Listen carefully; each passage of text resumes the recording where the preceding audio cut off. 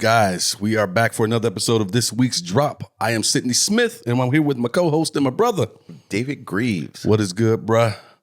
Another beautiful day. I'm going to hit him with something real quick, and we're going to jump into our topics. We got another good show, but before we do, he said some funny shit, and I got a question. Why are our wives always trying to push to see how much they can get us to do? You were just talking about your eyebrows. Yes. And your wife suggested you should do what, sir? Yeah, get them lined up. No, just line them up because they look real bushy sometimes. And I was like, absolutely not. Even when they did the two little slashes, I was like, nah, I'm not doing that. Yeah. Nah, and I remember my son had on these shorts. And they were at like the knees. So they weren't quite knickers. They were a little longer. And I was like, hey, is there something you need to tell me? He's like, no, Dad, it's metrosexual. I was like, nah, I don't know what sexual it is. But I'm going to need some explanation to go on here. I'm okay with whatever you want to tell me. Just tell me. So, yeah, the eyebrow is a little too much for me. Like, listen, they're bushy. That's the man's eyebrow. It shouldn't be manicured perfectly. You know. No. I'm with you. Tamara tried to get me to do some of the same stuff. I'm like, no, we're not doing any of that. Get a facial. Fellas, if you are a husband, be on the lookout for your wives trying to get you to do a little too much. I think they ask you and push just to see how much control they have over you. Yeah. Try to test it out from time to time. Like, I get my feet done. I ain't mad. But, feet and nails, I'm like, no. They be like, you went to the color? No. I don't want you to touch my hand. Nothing, no clear, nothing. Just leave it, be a little rough with it, You're right. When I go in, I sit with the wife. The women used to tease me too. You want a little color? No, I don't want any color. No, thank you. But I see that now. Who is it that put the nail polish all the time now? I see. I got a couple of friends of mine, dudes who wear polish. Some of them will let them put like the black polish on their toes and stuff like that. Dwayne who? Wade. Oh, yeah. All right, let's move on. Yeah. Next. That statue alone. Ooh. I don't know what they were thinking about. Yeah, he approved it. Yes, and then was showing off like I put my mother's name on the back of this, and this is the first school I went to, and all of that's cute. But who is that dude? This statue is a picture of. Bro, that don't look nothing like. Yeah. Is that a? Did they do like one of those photos, those time lapse photos? This is what Dwayne will look like 30 years from now, and that's what the model did this based off of. It was bad. It is ugly. Speaking of Dwayne Wade, because he's famous and rich and has just loads of things going, and married to the beautiful Gabrielle Union and all those good things, this can kind of help lead us into, and I guess this can be for anyone. It doesn't have to be just for someone rich. Our first topic. Are you obligated? If you are the person in your family who is successful, if you're the person in your family who has the money, and coming from African-American families as Dave and I both do, this is a discussion that has been had. This is something that we've known or have dealt with ourselves in one shape or another in terms of being the one who has achieved. Are you obligated to help your family? And I know how I feel about it. And I guess even beyond family, some of us, it may be friends for some of you out there. Are you obligated? If you're the one who's achieved, if you're the one with money, and I mean money, hell, I guess it's all relative. Yes. But are you obligated to be the one that carries others? I can think of like football stars where we helped you develop. We sent you to the camps, so we took you back and forth to the games and got you the best coaches. But at the end of the day, ultimately, it's the individual who puts in the work that makes you successful. You might have assisted me along the way, and great. I think that there has to be some give and take to that, yes. But we were talking about it earlier. If you gave me $5,000 and then I gave you $50,000, is that it? Right. Does that equal to a commensurate payback? And if you said yes, what if I got $5 billion? Is that 50 enough? Sometimes I think we overstep, or we feel like the person who made it owes us more than they actually do. Is it free tickets to a show? Is it the Super Bowl seat? Is it a seat on the plane? Is it a house? Because I know plenty of folks who so-called make it and have bought mom a house and then had to foreclose on the house. or various different things, which is why I don't know why you didn't pay the house off in full, but amen. Different things that we do to take care of other people. And then how long is the list of people that I got to take care of? I owe you nothing. All right, so let me start there. And the reason why I would say I owe you nothing is because I don't expect anyone to give me anything. Mm-hmm. You and I have talked about this. If you are going to give, your giving should come from a very good space. Yes. Your giving should not come because, man, if he makes it or she makes it, I know I got something coming. Your giving should have been because you wanted to. Yes. So for me, I owe you absolutely nothing. Because on the other side, and you kind of touched on it, whether it be an athlete or whatever, and I'm going to use myself as the example, you weren't there when I was getting kicked in the chest doing open mics. Mm-hmm. You weren't there when I was on the road trying to spread my name around to build my own stuff up, and I got kicked in the chest. Mm-hmm. You weren't there for any of that. In fact, a lot of times you've already revealed yourself on who you are because you've already been asking for free shit. Mm-hmm. And I know that goes for athletes as well. Yes. You know, I think it comes down to, as an individual, you know, do you out, and you and I talked about this, at what point do you get to a level of growth as that athlete, as that comedian, as that actress, as that whatever, where you're able to shed those people away and feel okay about doing it? But no, I don't think that person is obligated to do anything, not even so much as for your parents. No. I mean, because, you know, your parents brought you in and their job was to do exactly what they did. Yes, to make you successful, Yeah. or as successful as you could be. Yes. And then you have to basically take the baton from there on. Yeah, and you speaking as a father, I want to, you know, what is your thoughts on that there and beyond? So if it's just the opposite way. So if I am Warren Buffett or Bill Gates, what do I owe my children? I think Bill Gates is leaving his kids $10 million. 10 million is what he said. And people were up in arms about it. And I was like, if you can't make it with 10 million, 100 million doesn't change it. Mm-hmm. Because you have a need for nothing until you're a certain age. And even then you got $10 million if you just live off of the interest of the 10 million. And I think he said something similar, that if they can't make it with 10 million, because I believe he said, I started with nothing. Yes. So, yes. And again, we talked about this earlier, or another time we were talking about, we give away 2 generations later everything that our grandparents or our parents owned. We give it away. So owing the person who took me to the baseball games and all the rest of that, I appreciate that. And I'm sure that at some point in time, you've gotten something back, or you didn't do it for a genuine reason. You did it for the payoff in the end. So you're no better than the booster on the side trying to get a piece of your money or your life. 100%. Hey guys, I forgot to say something at the top of this, but please go ahead and click that subscribe button. Yes. Keep up with all of the content. If you really like us, after you subscribe, share a clip or something and comment. Yes. You know, one of the things I tell people all the time that I've enjoyed, and I've been doing stand-up comedy for 16 years, is the handful of people who come up to me and say, I've been watching you since you were doing Joe Blow's bar, when they wouldn't cut the TVs off or stop playing pool or turn around in chairs, you know, because those days existed.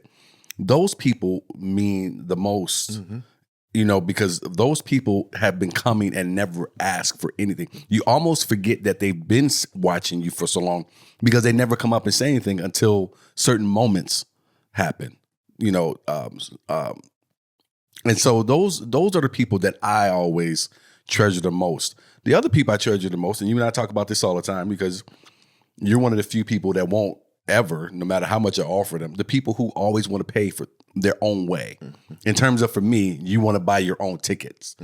I think it's important to value, as we said, time. Yeah. Your time is important to you. So yes, I appreciate the free tickets, the extra stuff, but I don't expect it, because I don't expect it when I go to the mall that Tommy Hilfiger's giving me something for free. Yeah. Yeah. With my business, people's, what's the price is the price. I could find somebody. Well, then that's the best thing for you is to find somebody, but you're not going to get what I'm giving for the same price. Right. If anything, it should be more. Right. Because if, Tommy decided that he wanted to sell you this $700 pair of polo, whatever, you're going to go buy that. You're not even going to blink because they're not giving you a sale price. This is the price, buy it, and you're going to buy it. You're going to wear it to impress other people. So, or, do other things. So again, I don't think that anything is owed. I think that if I respect you enough, I know that I'm going to take care of the people who are there for me and genuinely there for me, not because they got their hand out, but because this is what I want to do. It wasn't until I started doing stand-up that I have a better understanding that this is something that crosses racial lines. Yeah. This is white people, black people, Indian, whatever. Everyone does this. Everyone feels like they're owed something. Everybody wants something for absolutely nothing. Yeah. And again, going back to me, everybody wants tickets or stickers or T-shirts or whatever for absolute. I shouldn't say everybody. A lot of people for absolutely nothing. For you I showed up. And then if you don't do it, was it you who said that? Shoot, I hate that his name escaped me. It was a Charles Barkley story, and it dealt with Grant Hill's mother. Oh yes, I saw that. You should please say his Charles was saying something, and Grant Hill's mother was like, "Come here, sit down right now." And she was saying she had to work. Yes, and Charles was saying, "What? You got to work? Your son's Grant Hill." Yes, and she was like, "That's Grant's money." Yes. I'm grown. I make my money. Right. And she told Charles, giving your money away to folks and family will kill you. Something along those lines where she said it. And forgive me for not remembering the exact quote, but he said, and that profoundly changed his idea of money. Again, one of my best friends, we always joked that if he hit the lotto for 50 million and he gave his brother $1 million, they would be like, well, where's the rest? Right. Because it's never enough. Pow. Yeah. That for me made you, and then we all know somebody like that. And then there's those that are on the sidelines that don't want anything. And those are the people that I would rather give the $1 million to because you don't want the $1 million. I'd have to bribe you in order to, put you on payroll to give you $1 million because you're like, dude, that's your money. That's your thing. Like I tell you all the time, listen, bro, I'll ride in the plane with you, but I'm not going to expect for you to pay for every dinner. Well, and that is, Kevin has that story where he talks about paying and they ask him, do you ever get tired of paying or something along those lines? And he says, sometimes. He says, sometimes I say I'm going to the bathroom and I get up and I go get in my car and I just leave and I let y'all pick up that tab. And that's we do it all the time when we go out with certain people who are in a better place financially. I got the first round. I don't want you to think that I'm there because I know you could buy the bar out. Right. I'm grown. I came here to have a drink or have a cigar or just to communicate with you. I need you to know that I respect you. For me, it's a respect. I respect you and what you've worked hard for enough to, just like it's my money, I want you to respect my money and not buy the bar out because I said I got the next round. Yeah, because I have a friend of mine. I have a few friends who are like this, but one in particular who will sneakily just pick up the check every time we're out. And it could be 2 of us, 3 of us, 8 of us, and because he can. Yes. And I remember one time zelling him some money afterwards. He said, "Don't ever do that again." Because it's we talked about this on an earlier podcast. Understanding the blessing that comes. Yes. And when you think about that, because I remember Kevin in a movie theater in the Bronx, seeing Kevin Hart on stage doing comedy. So to go from that to it took hard work. So for me to negate it by saying, "Oh, you got it," I don't know what you got or don't have. I don't know what your other bills are because we all can be out at different times and be like, "It's not a good month for me." So I can't swing it like I usually swing it. And, not a problem. Or for like me and you, we're not going to go out. If I don't have it to do what I want to do, I'm not going out. So when you say, well, come on, no, I'm not going. Yeah, it's definitely one of those things, and you touched on it. You don't know what anybody is going through at any particular time financially. Most men, most adults, women too. I don't want to exclude women. We keep stuff close when it comes to our money. And if you're having a hard time, you're not trying to share, one, is nobody's business. Two, you just don't want anyone to feel sorry for you. And three, you don't want people, and we all got them out there, and you know who they are, even if they're family or friends. You don't want people judging you. Yeah. Because you ain't got no money. What you mean you ain't got no money? Yeah, because some people waiting for you to come off like you don't have anything. Yes. Because maybe you've been doing well, and now you don't have. You ain't gonna buy this, cuz? No, I'm not buying this. No, I bought 18 rounds. If I say no, then it should be okay. But you got me all the time. Like, again, when you need tickets? No, I got it this time. Because when there's plenty of times you're like, I got you and your wife, I got y'all. So for me to say, yo, you ain't got me tickets. What the 5 other times that you've given me free tickets don't compensate for the time that, no, I need you to pay? My favorite are the people who I give tickets to, and then they hit you like, hey man, can I get 2 more? Because I invited so-and-so. Yeah. So you invited 2 people who can't afford it by their own. That's not help. When I give you tickets, you understand I'm not making that money, right? Yeah. So it just cracks me up. But never do I think anyone, and I know this is I love this discussion because I've met people who've been put in this position, people who have excelled and made something of themselves. And I've watched the family and friends just pulling, and I felt so bad for those people.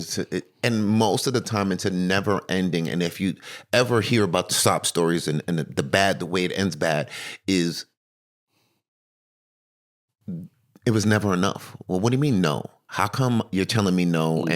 And I've given you $1 million already. I can't give you another $1 million. And you being the bad guy in that situation. How does somebody give you $1 million and then you blow that $1 million and then you come back and I say no? Well, it's you touching on a little bit what I was going to say was, and I think Grant Hill's mother, Mrs. Hill, said this to Charles, or maybe I got it from someplace else, someone else's story.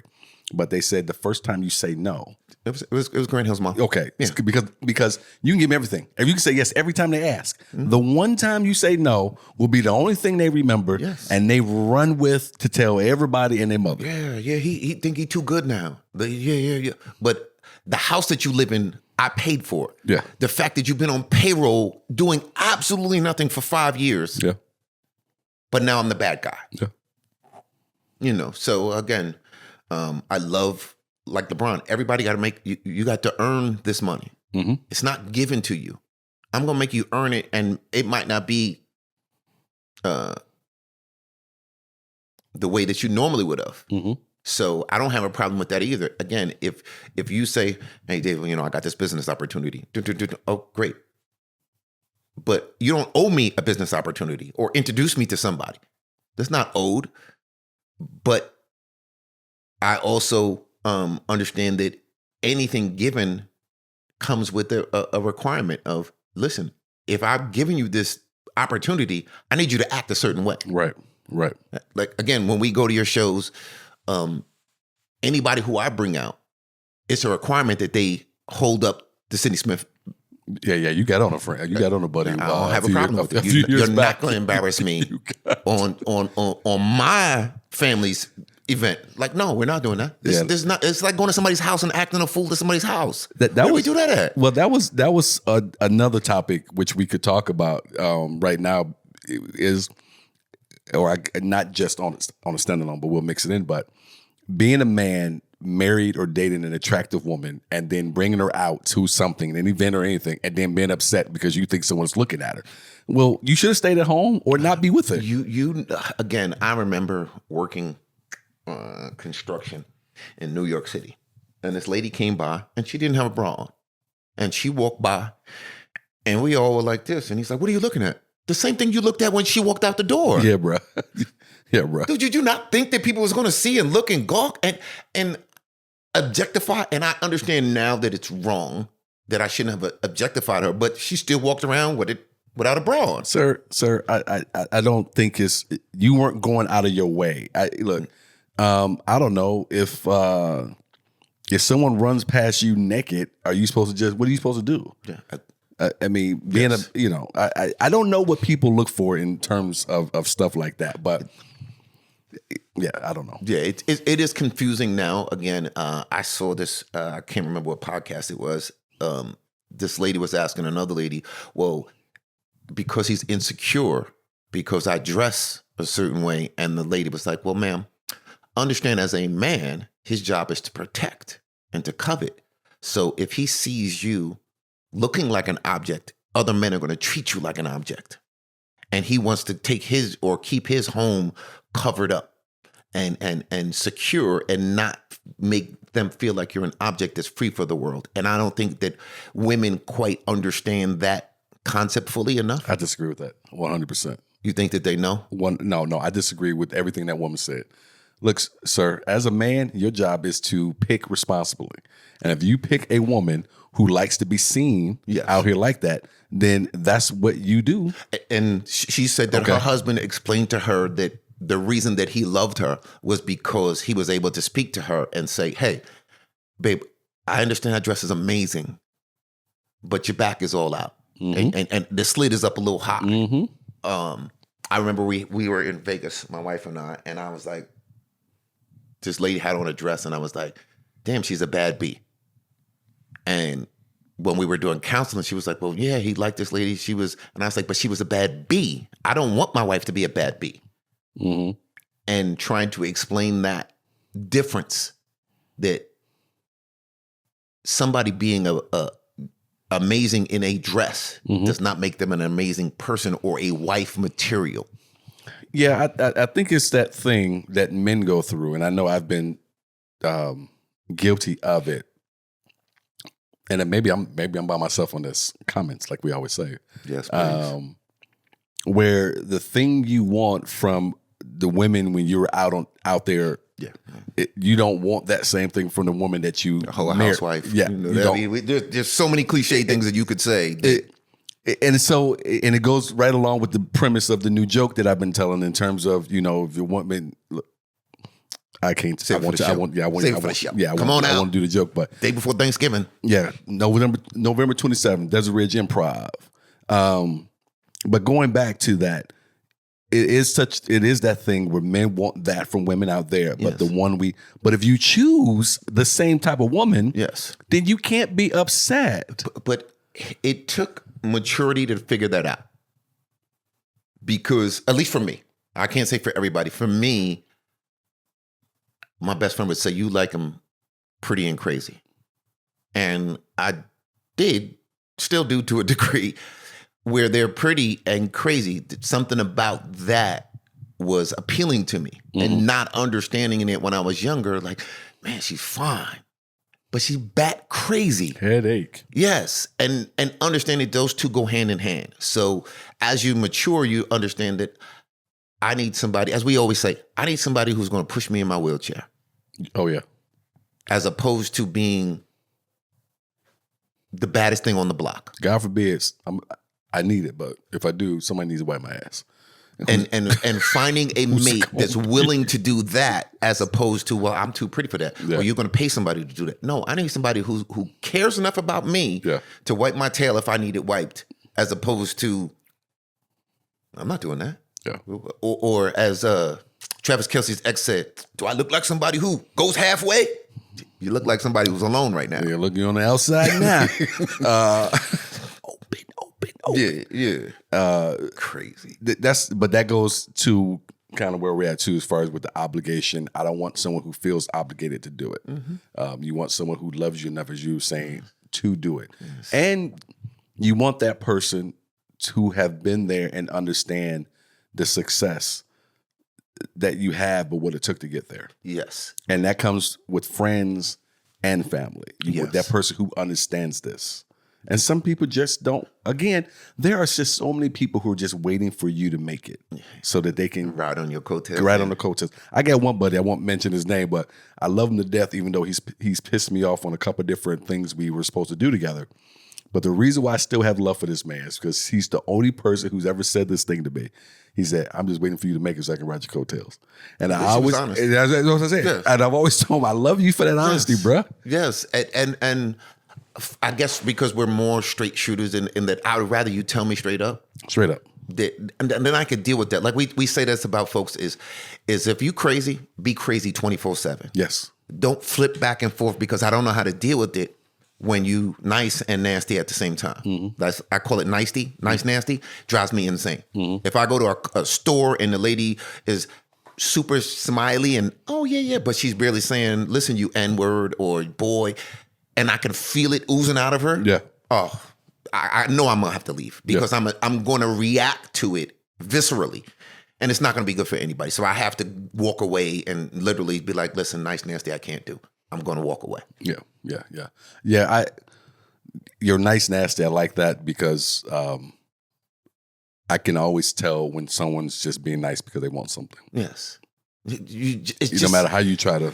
You can't hide it because you're so, it oozes out. But so here's my other thing. Why is it so hard though? Because here's the other thing when it comes to the obligation thing as being the person, the athlete, the whomever who's made it. You almost feel this obligation, put this obligation on yourself sometimes to keep people around that you know that are probably not helping you get to the next level or you know who are weighing you down. You and I were having this discussion recently. It is self-imposed to a certain extent. That's it right there. And I can't speak for other cultures because I'm not a part of those cultures. I didn't grow up in that.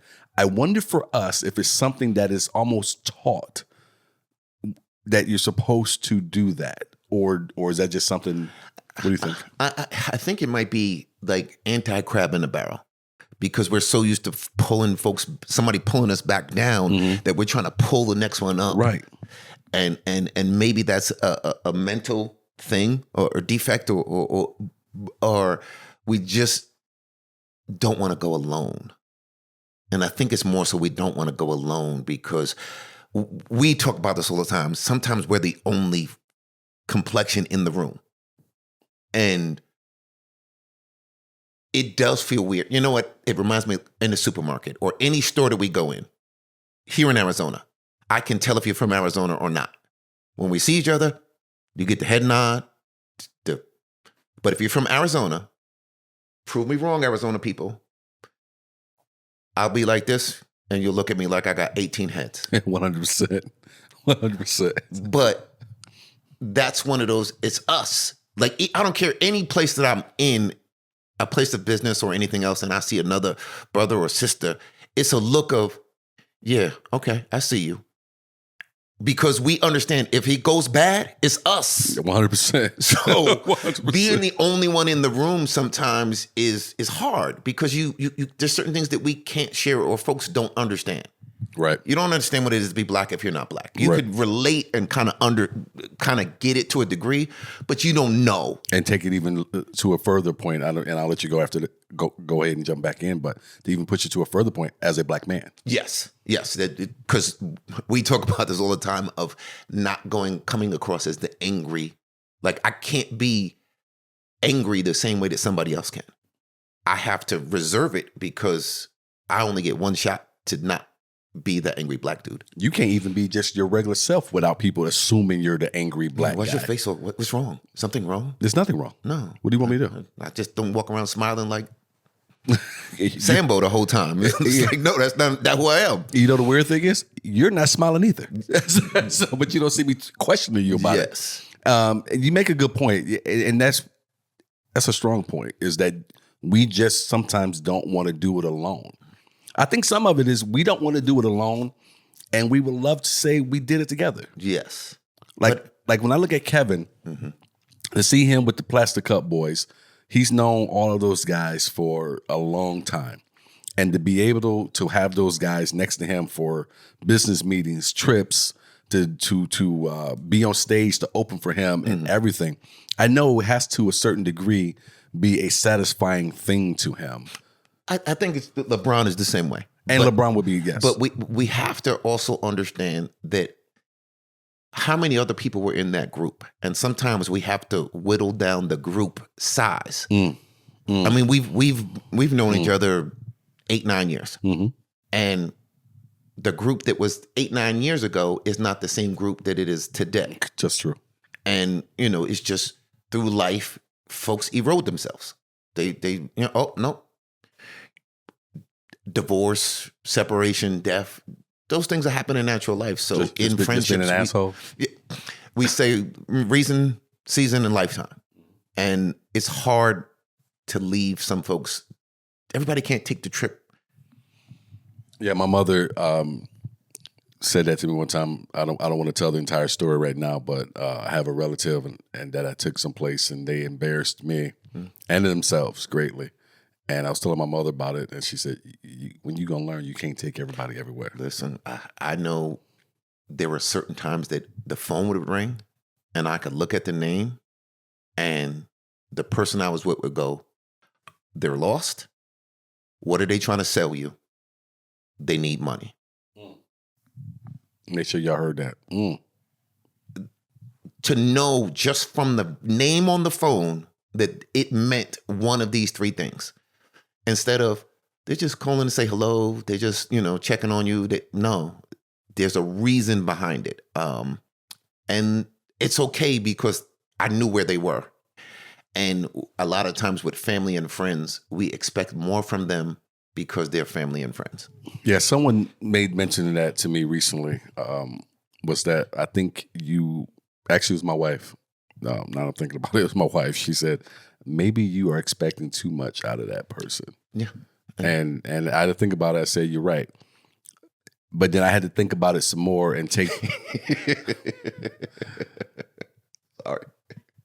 Because you had to think about it again. You was like, yeah, that was right. But no, hell no. No, wrong. It wasn't that. Sometimes someone can say something to you and it sounds good and they're absolutely correct. But if you think about it, there shouldn't be a period after what they said. There should be a comma. Yes. Okay. And so what she said was accurate and it was true. But I put a comma behind it.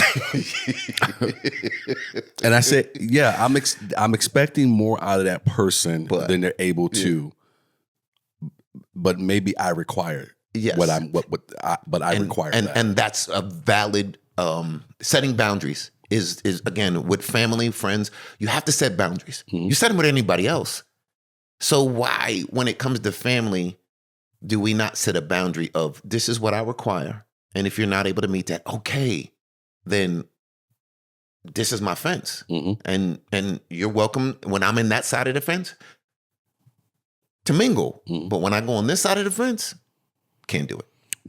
I remember the Breakfast Club talking about this maybe a year ago, or maybe it's a clip that's been around and I caught it maybe a year ago, but they were saying Jay, when he goes home, he doesn't allow his family to talk to him about business or ask him money. And the question was, is he wrong for that? And absolutely not. The man is worth what he's worth, but that doesn't mean he has to sit and listen to your silly business plan or you pitch him. I'm not even going to say it's a silly business plan. Everybody else that wants to do, again, if Warren Buffett was my neighbor, I can't go over there and say, hey, Warren, I got this deal. Why don't you give me? No, we don't expect it from anybody else. Why do we expect it from our family that worked hard to achieve what they achieved? And I don't care if they just scratched off the ticket. They still spent the money to buy it, that you didn't give it to them. I think the best plan I heard, and I don't think I would do it only because I don't feel obligated to do it. Without meeting this man, I feel like he felt obligated to do something, so he did this, but it's the smartest way that I've heard going about it. Every year, he would put aside a pot of money. This was Sid the Entertainer. Okay. He put aside a pot of money for family members to take from. But he had another individual who was in charge of it. Yes. And this person decided whether or not the deal was made. It was amazing. Amazing. But once that money was gone, it's gone.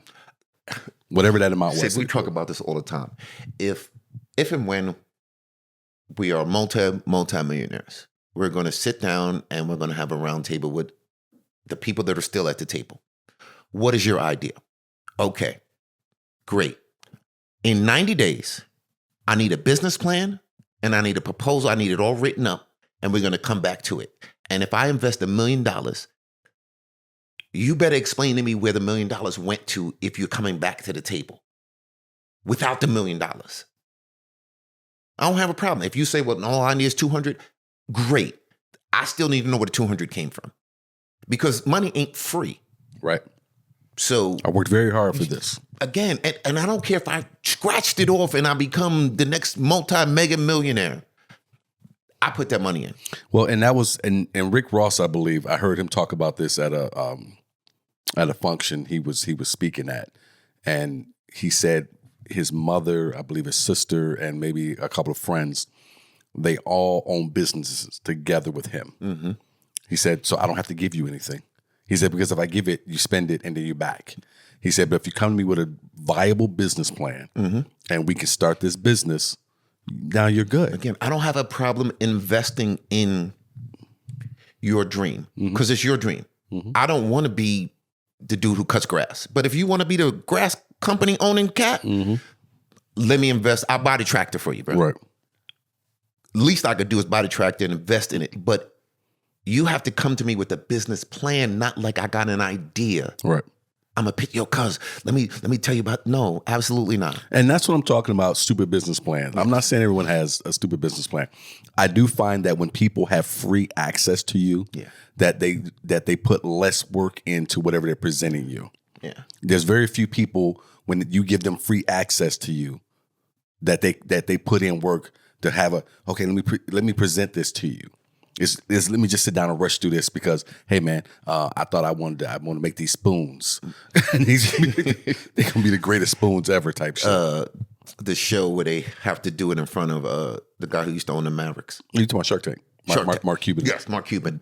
I love those shows because you see some people come and you're like, oh, you're not quite ready, and then some people come and they're like, oh, you don't need us. Right. You're great. You don't take none of this. I love those type of shows and that opportunity. Again, as you said, when you have free access to stuff, again, we sit down with people all the time who have gazillions of dollars. And we respect the time. We don't bring up business unless you bring up business. I want to learn. We ask, well, what is it that you did? How did you do this? Right. What are some of the stumbling blocks? Right. Because I don't want you to give me anything. I want you to show me some of the things that I can not have to bump my head for. I always treat it like this. And I'm trying to get better about it because, as a pimp would tell you, a closed mouth don't get fed. But you don't want that person to just see you as every time they say, oh man, because we all got that cousin. Yes. Oh my God, yes. Here come Ray. All right, everybody put your wallets away, that type of thing. You don't want to be seen as that guy when you, like you say, when we're sitting in these rooms with these men who have a lot of access to money and to other things that could help out. Connections. Yeah. You would like to be seen as a friend. An asset. Make yourself an asset. Well, if we're talking business-wise, yes, you want to be seen as an asset. But but push that aside, hey, we can just sit here, have a drink, and talk about the Browns, talk about whatever. That's an asset, though, too, because you give me peace. That's okay. So that's when I say an asset, it doesn't always mean that because for a billionaire, I can't make you a multi-billionaire. I might make another million for you, but in relevance, it isn't. So the only asset I can be is to be a friend, somebody whom you could talk to and feel like a regular person around, or, I used to talk about the Browns, talk about football, tennis, talk about whatever. And you're right, because when you get around people who have a lot of success or have a lot of whatever, they do, and that was, I guess that's kind of saying, you're saying what I was saying, but saying it better, because you can find that those people are always being pulled on. Yes. And you're right. An asset to them is someone who's not asking. And that's why I've always been hesitant to even cross that bridge because I know this person is being pulled on at every place they go. Yes. Hey, this idea, that idea. So this is why you say every time I sit down with you, I'm not going to ask you about something. Right. And most of the time, because of that, is when they volunteer information. Yes. Because of the respect of the relationship. Yes. I.e., like we said, going out to dinner. Here, I got the tip. You know, there's a lot of times we fight over who's going to pay for because we understand we respect each other's time and energy and know that it took time and money to get where you got. So I respect it. And because I know you got me last time, I'm going to get you this time. It's not going to be an every time thing where you just ball out on me. And it is a different kind of thing too. I think I've talked about it somewhere, maybe on here, but where I went out to seek some investment and people I expected to say yes did not say yes. And the people I thought I would have to pitch a little harder or longer, or where I got, I don't know, maybe 10 seconds of what I might pitch out, and they're like, I'm in. Enough said type thing. So you can never quite tell where the yeses and the nos are going to come from. But what you can do is, at the end of the day, not make that person feel obligated to do anything for you. Because they don't have to. Because they don't have to. And as somebody whom may be more affluent than some of my other friends, if you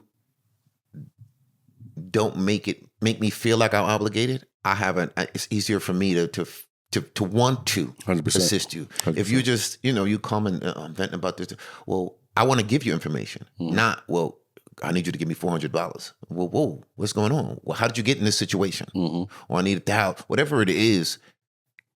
Respect me enough to treat you the same way that I treat you. Right. So if I treat you and I give you I'm not going to come to you with the okie doke, then don't come to me with an okie doke. Right. When you pitch a business proposition to folks, sometimes the no is the best thing for you. Yeah, it can be depending on who you're asking, that's for sure. And it can teach you something about your pitch, but it can also teach you something about the person that you're pitching. Either way, it's a lesson. You take something out of it. Like, okay, I thought you were different. I thought you looked at me differently, and it makes you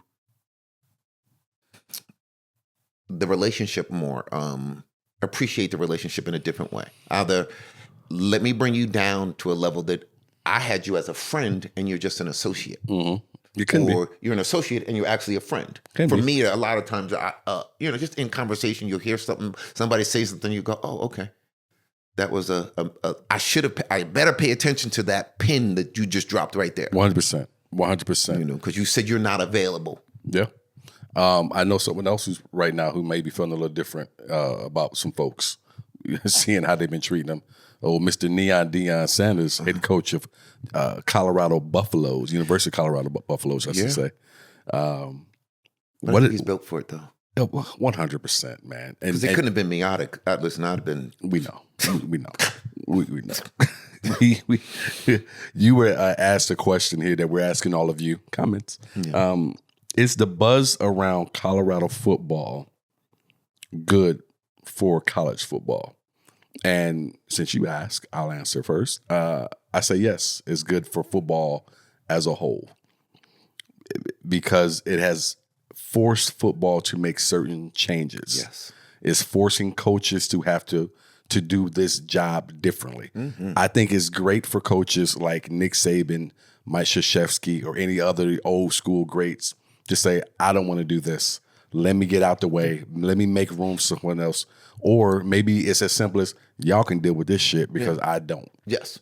Because I wanted to do it the way I did it. I love what Deion is doing. I didn't know what Colorado was going to look like this year. I know they took in a lot of kids from the transfer portal. I know Arizona State kind of did the same thing. That's why my nephew was down there. And they brought him in. Thankfully, he was a 4.0 student, and they were able to bring him in on an academic scholarship. Beautiful. As opposed to, because they were bringing these kids in, these upperclassmen, because they were trying to change that program around. Yes. Change the culture. Yes. And so I know a ton of schools are trying to do the same thing because the NIL deals and the transfer portal and all this stuff allows them to do it. I love what I want to call him Deion. I love what Deion is doing. And he's doing it the same way he's done everything else. Yeah. Yes. There's been few people who've been able, and maybe it's because of the fame, maybe it's because of the money, maybe because of the authenticity of himself. There are few people who've been able to walk this earth in the public spotlight the same way from the time they got into it to I don't know how many decades later to now. Still Deion. It's, this is back when he told the Lions and other teams, don't even worry about drafting me. I won't even be there. Yes. I would have asked them for a whole armored car truck. Yeah. I love it. I love it. I think it's good for football. I love it because it's making, as you said, making folks adapt. I think Dabo is having a hard time with it. Huge. Adjusting. Right, refusing to do it. Yes. This is the wave. We'll like it or don't like it. When you were making millions of dollars and them kids was making no money, it was okay. So now they have choices. I love, to me, his authenticity. He genuinely cares about the kids. And to me, everything that they've tried to throw at him, to me, hasn't really stuck, because everybody who's been there says, oh no, this is who he is. This is what it is. If you don't do this. And he's like, listen, if I saw you with a t-shirt on and we all supposed to have a collared shirt, you're not playing. And if you don't do this, then that's the rule. We're gonna pull you. And to me, they haven't been held to this standard as young men, because they've been star players. Yeah. And in the real world, that's what's going to happen. Well, I love when he first came in, he told a bunch of those kids that were there, hey, hope the best for you, but you can't be here. Yeah, I'm bringing Louis, and y'all not Louis. You guys are not good enough to do what I want to do here. And he wasn't wrong, because if he was wrong, he wouldn't have been there. No. And being honest, to me, when did that become wrong? You're not good enough. And if you ran away and you left, then you didn't feel like you were good enough, because some people stayed and they fought and they made the team. And if he had kept them on and they truly weren't good enough as he believed they weren't, and the team did not improve, he'd had that's a weight around his neck. Yeah. And don't think the first year that he was there, that when they won those first couple games and they were getting hype, as soon as he lost, like, other coaches were giving was it Colorado State? They were giving them cheat sheets and stuff, how to beat him. Yeah. Like, wow, like that much hate that you're going to give another team. I mean, I've seen that. I mean, with your rivals, if that's your rival, I've seen that. I know Michigan and Ohio State has been that thing. That's why I think it's so funny when you talk about, and I'm a Michigan State Spartan fan and whatnot. That's why I think it's so funny when you talk about last year, saying the University of Michigan was cheating and all these different things. Well, there's a reason why, and they brought it up in the documentary. They could have created the rule where the quarterbacks wore the mics and the headsets a long time ago. But who didn't want it? The head coaches didn't want it. And why didn't they want it? Because they were all cheating. Yes. And so I think it's funny when you talk about these different things, when you hear people talk about these, you're all doing it. Yes. You're all sharing. They've all been playing players and for years and decades. Yes. Oh, this dude getting money and hiding it. Oh, we bought his mother a car, and that's not really his car. It's underneath. So, which is the reason why I think you think about this is why I laugh at the Nick Sabans of the world. Not only because I dislike Nick Saban, and I always rooted against Nick Saban ever since he left the Spartans, but it's because you want to act as if your boosters weren't giving the money. Yeah. Your boosters weren't already taking care of certain players. Yeah. When you see a team and that team is loaded with all the talent, Alabama every year, like you mean to tell me that you didn't know nobody in Alabama was getting paid? Come on, bro. Come on. Everybody's not coming, or now the Georgias, and I don't care who wants to say whatever. You know what I do? Allegedly. Yeah. Okay. Yeah. Allegedly. But let's all grow up. Yes. Listen, they've been paying players for a minute. Now they finally have to pay players, and sometimes you don't get what you want. And if it's because they decided they wanted to go with Deion and be relevant because Deion is there, and maybe not because Nick Saban is there or Dabo Swinney is there, then you know what? Such is life. Yeah. Build a better team, build a better environment for them to want to be part of that. I'm a fiery personality for sure, and I have no problem with having coaches or mentors or whomever who've been fiery because it's worked for me. But everything isn't for everybody. No, and I can still say there's other things that are different than that. That I said, man, I kind of like how he did that. Yes, I watched Deion a couple of weeks ago have a young player, get a. I think he scored a touchdown and ended up getting a penalty because he was showboating a little too much. And they put the camera on Deion and this player, and Deion just put his hands on him and just loved him. Mm-hmm. And she said, we don't do that. Yeah, you know better. Great job. Yes, but we don't do that. Yeah. And I'm paraphrasing him, but it was in. I'm imagining from his demeanor and the body language, it was the same tone. Yes. And I said, man, that is a different way. Yes. A different way to do that. And everybody can't take it that way. Some people you need to be like, oh, because when he's with his sons, he has a little different tone because he knows his sons can take because they've been taking it for a while, and he can't just say, well, And there's times when he walks with his son and just it's him and his when they do the walk, they walk and they just talk and they just father son, and then he flips it to coach, and coach is like, no, you did that was stupid play. What'd you do that for? He put Shiloh on blast 2 weeks ago. Yes. In the press conference. Yes. He said Shiloh didn't play well. Yeah. Yeah, he got ran over. He got trucked. And Shiloh did not play well that he game. Got trucked. I don't know what he was thinking about that game. It was not a good game. Yes, he's thinking about going to the NFL. That's what he's thinking about. It was not a good game for Shiloh. But nobody has a great game every game. No.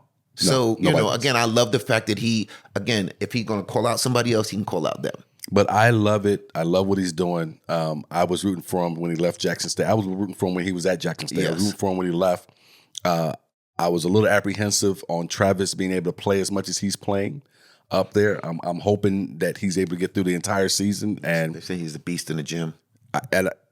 Look, Father Time is undefeated. Mm-hmm. Also, his cousin, the injury bug, will sneak up on you and do some different things to you. And so that's always my concern if you're out there playing as many snaps as he is. I don't imagine he'll be able to pull that off in the NFL. Not to that degree.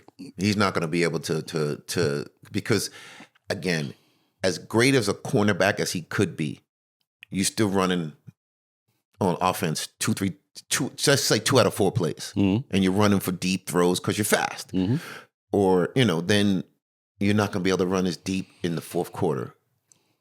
Just think about the seasoning of like a Kobe compared to other dudes who weren't. And he worked so hard so that when it became the fourth quarter, he was able to dig deeper in the tank. Only difference is we're talking about football and we're talking about those hits on your body. Yes. And if I'm Travis Hunter or his family, or if I'm Deion, as much as I know he wanted to be the best corner in the country,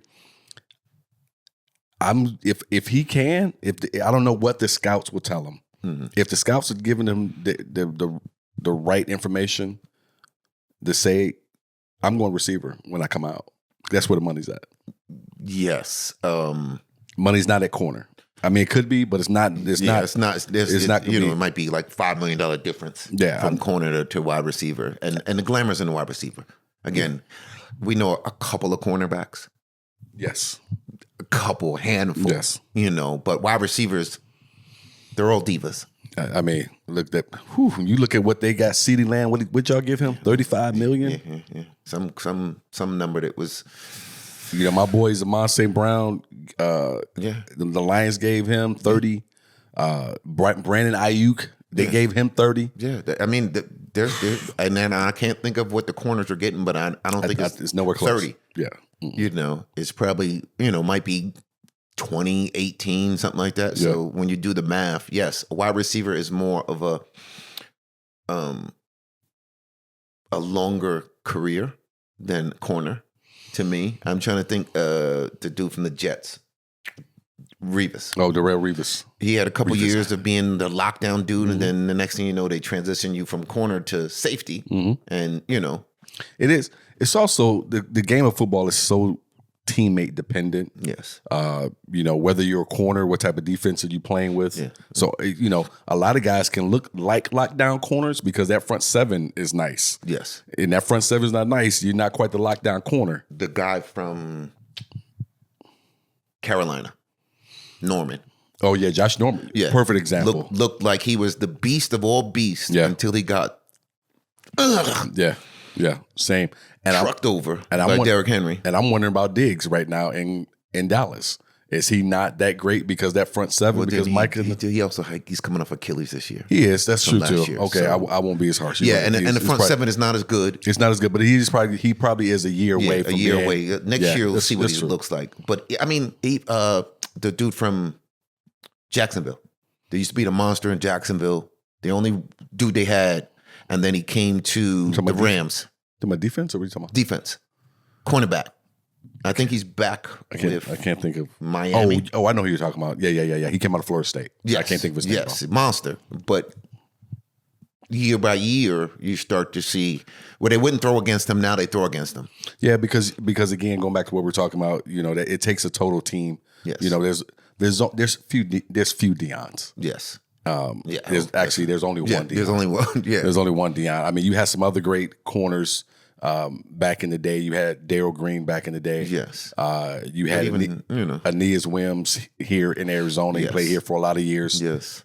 You had some great safeties. So there's some talent, but the game has changed a lot since then. They throw too much to not for them not to throw against you, to have like the Deions where this whole side of the field is dead, the Darrell Reeves, and that's only for a year or two, and then they figure out a way to make you. Well, but even with Darrell and especially with Deion, I would say they could play in today's game and still shut down that field. You're still not throwing it. But because they have now, instead of just 2 wide receivers, you got 3, right? And so it's the tight end. So there's so many different formations that they wind up where you're not running one-on-one with the dude. And if you're one-on-one with the dude, then we're throwing to somebody else and scoring touchdowns on that dude. So That's true.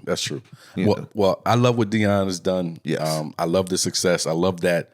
I can't think of his name. The white guy with the glasses and the bald head, the college football guy, Paul Feinbaum. Yes. I love this. He had to eat that crow 2 weeks ago because Deion should be fired and the Colorado won't win more than 3 or 4 games and they're going to miss the bowls. Yes. Dude, he got 6 games already won? Yeah, they're I think they're 5-1 or 6-1. Yeah, they don't win another game. They're better than they were last season in terms of total wins so far. So I love what he's doing. Second place in the division. So they're potentially being in the I think is it Pac-12 or whatever they changed it to. They change it every year. They're over not Pac-12. That is where are they now? Big 12. Big 12. Yeah, it used to be. I think Pac-12 disappeared. I think they're barely hanging on. Yeah, USC, Arizona State. Because I think Arizona State ASU is with Colorado. Yeah, they are. So they're in that yes. But again, to get back to Deion, I think he's, to me, energized college football and made it more interesting because the folks that he brings, just because I want to play with Deion and the other potential NFL players that they have teaching, the Warren Sapps, the Terrell Owens that comes out and helps the wide receivers. And the Cam and Mace, the different folks that come to that environment. So you could, if you're a star, you could become a superstar and learn how to be a superstar underneath a superstar. I was talking to my wife about this, and I said, every great business leader, the Warren Buffetts, the Bill Gates, the Steve Jobs. So, and I'm not talking about, and Tim Cook is great at Apple. But he came and became the steward afterwards. Is to Tim Cook's credit. It is great to be able to keep the ship moving forward. But it was moving. But it was already moving. But for the people who really get that thing jump started and get these things going, they only make a few of them. Yeah. And you have to be able. And those people, what they're able to do is they're able to see around corners. Mm-hmm.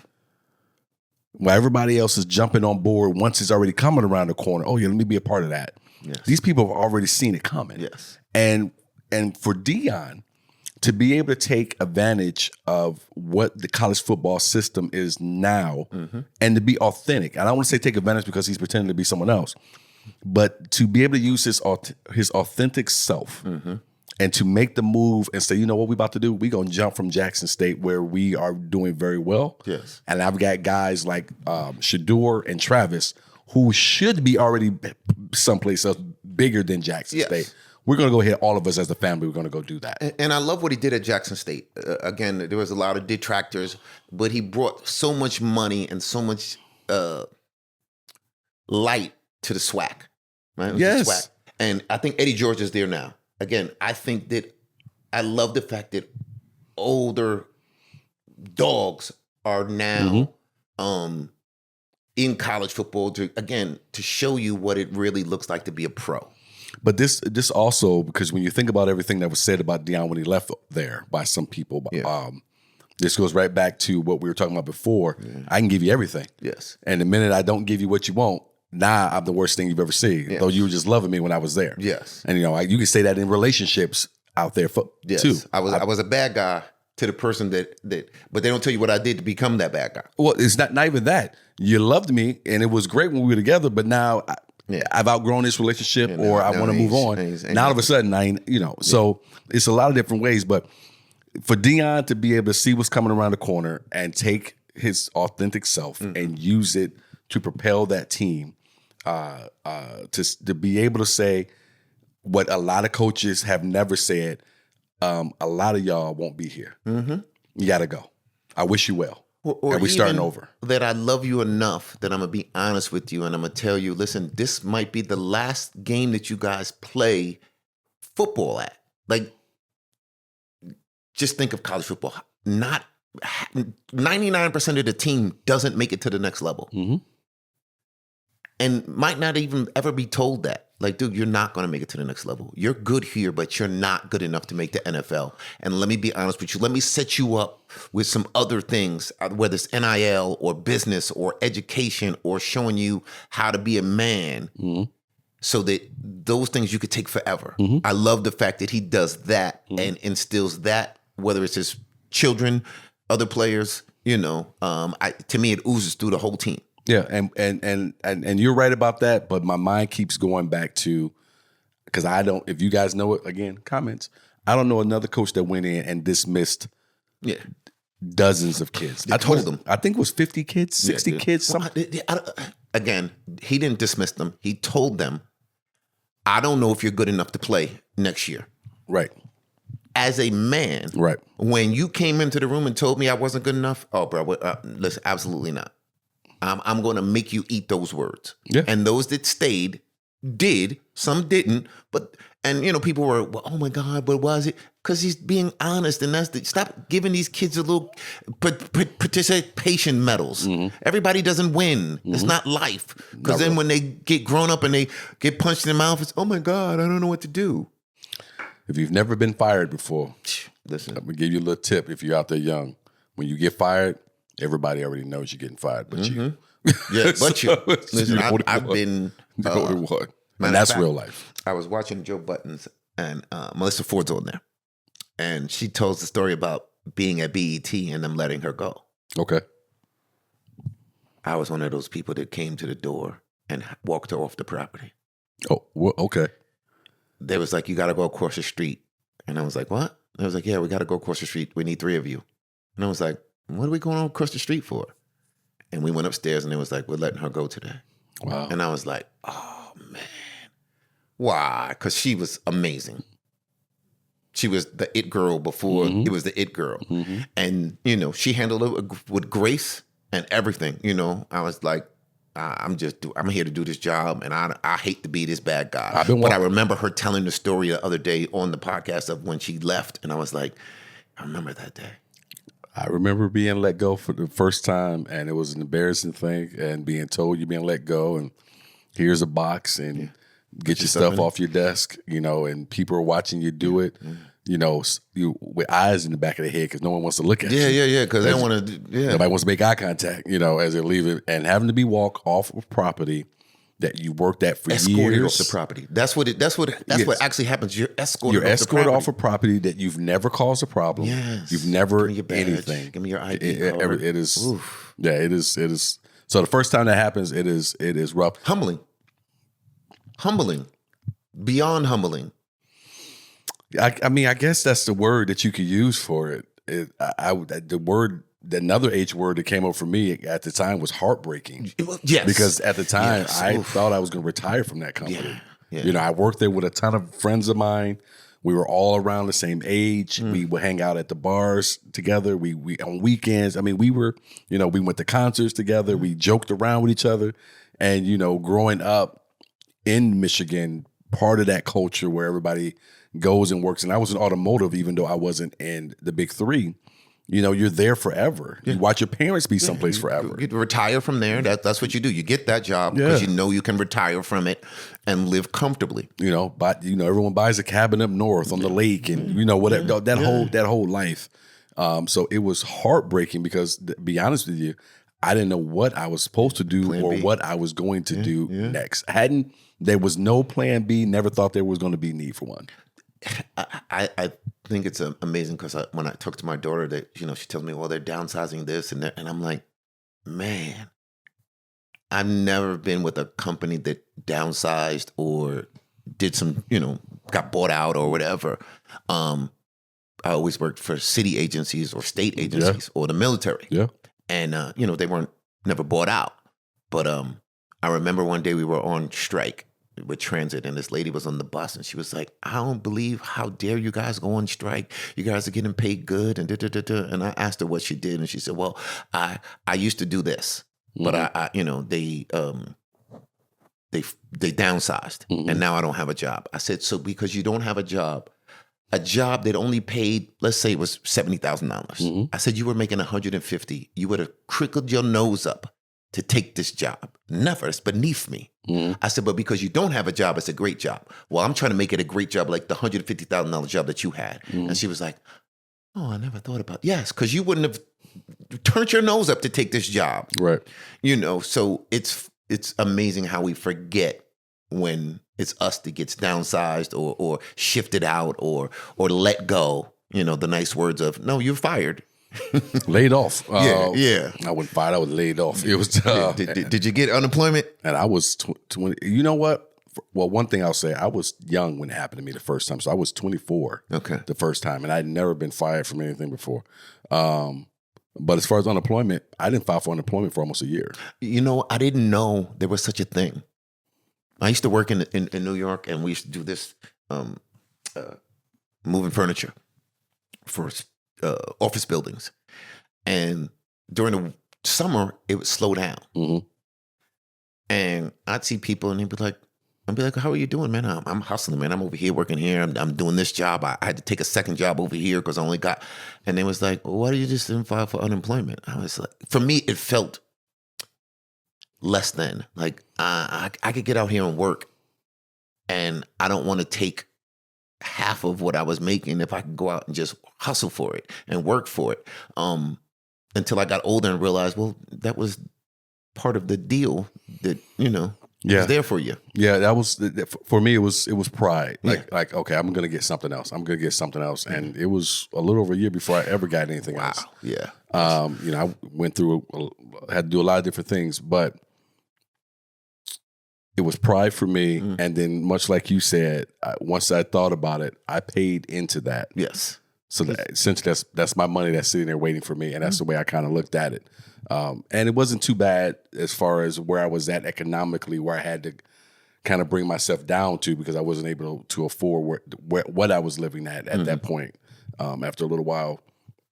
But it's definitely better than the unemployment in Arizona. This here is straight trash. Listen, I don't know how you survive. And the way, not only is the money not worth anything, the hoops they make you jump through to get it. The state of Arizona should be ashamed of themselves with the things you do to people, especially when the economic situation is piss poor at times. The jobs are not there at times. The things you make these people do for these little measly pennies that you are giving them, you ought to be ashamed of yourselves. Absolutely. And I say that as a conservative. You should be ashamed of yourselves, the state of Arizona, what you do to these people for these piss and pennies that you pay out for unemployment. Ashamed. I know. I think it was right before COVID. It used to be like a year and a half on unemployment insurance, and I was like, well, that give you enough time to kind of get back on your feet, hopefully, and figure it out, because it's not as simple as, well, just get another job. Well, when I'm making X amount of money, I can get another job that's only making this amount of money. So I need something to compensate for that, or finding something in the same similar field. When you've been doing something for a while, whether it was working for the big three, I'm an engineer. This is what I do. and to have to rethink what you went to school for or what you know as your job or occupation, and then now change it like, oh, wait a minute, I have to rethink what I did or what I trends. My whole thought was I'm gonna do this for 25 years and then I'm gonna retire, and that in a weekend on a Friday, because usually on a Friday when they let you go, by the way, here you go. We don't need your services anymore. So you don't have a backup plan because you didn't know it was coming. Everybody else knew it was coming, but you didn't know. Well, I love what Deion is doing, because I think a lot of what he is going to help those young men, especially if you're African American and you're coming from some of the situations that we come from, be prepared for what life has. And we got down this road because you were talking about participation trophies and all those different things, and we moved from that to what real life, because that's not real. Yeah. Everyone does not. Some days you just getting a pat on the fucking back, if anything at all. You're not getting a raise. No one cares about inflation is up by 3%. For the 2%, that the 2.5% that you want to get a raise from the company, they're making you fight tooth and nail for it. So the cost of living increase that they give either Social Security or the rest of these places is 4%, but then they charge you 6% for medical, so you wind up losing 2%. Well, you got a raise. The math didn't math. Yeah. So preparing those young men for all of that. I love what he's doing. Yes. I love the fact that he was able to see what was coming around the corner. I love that he was able to take his entire family from Jackson State to Colorado. Now, if they had stayed at Jackson State, neither one of them boys, Shadua or Travis, would be looked at for the Heisman. Yes. Maybe they still get drafted high, but they don't get some of the other accolades. I think that they would have got diminished because it was the SWAC. They would have, as much as they say they were great. I think that him showing it in Colorado, playing against these, I agree with you. I agree. Both of their stock, and that's why I don't think either one of those boys are able to sniff anything about a Heisman Trophy. At Jackson State. No. As nice as they were, they still wouldn't have. And I think that they're doing the quarterback a disservice by not even mentioning it in it. Like, the boy is balling out of control. Whether you want to look at it or not, the only dude who's winning more than him is the dude at Miami, Cam. Yeah, I think you're right. Everybody else has a loss. Yeah, I think you're right. They're the only team that's undefeated is Miami. Yeah. And they don't look that great every game. Are they the only ones that's undefeated? Yeah, I think maybe one other school. Oregon, I think maybe undefeated. Army, I think is still undefeated too. I think Oregon is too. Yes. Yeah. Oregon is one. Yes. I believe Oregon is as well. But yeah, great things, man. And I root for them. Been rooting for him. I was a big Deion fan when I was a kid. Yes. Only time I rooted against him was when he went to go play for the Cowboys. Couldn't stand it. Hated it. Yes, sir. Couldn't believe he left like that. Yes, sir. Got that extra chip. But yeah, it's great, man. And I'm rooting for him to keep on doing what they're doing, man. Yes. And I love the fact that he's empowering his sons, even his daughter when she was there. He's getting them all a business sense to that you're your own business. And whether you run it good or bad. I just saw something about one of the sons. He had elbowed a coach, and the coach got like $6 million. One of Deion's kids? Yes, when they were in high school. Okay. The dude, he broke my chest and it hurt so much, and he sued him, and he got a bunch of money, and he's trying to pull it from him now from all his NIL, and it's just like.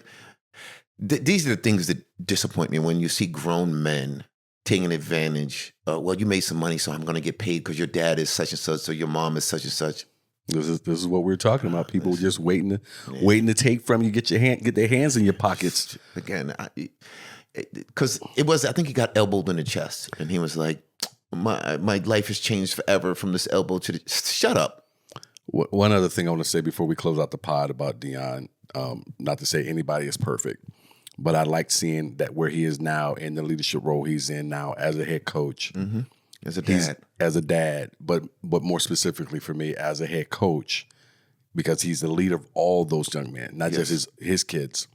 Has not allowed himself to get caught up in the same thing that the black coach at Michigan State allowed himself to get caught up in. As a black coach. And he was a good coach too. He was a good coach. He was having a piss poor year that particular year, But what he had done was put himself in a position to have the type of contract that he had. Yes, sir. Yes, sir. Nullified. Didn't they for more clause. More clause, yeah. And they was able to take that $95 million contract off the table. Yes. And even though they should have, when it all came out, they should have still been able to. I think he still got some money, but he didn't get a bunch of it. And I don't think he should have got anything, because if you that dumb to have that kind of money on the table, to be that stupid, to have everything in writing or whatever.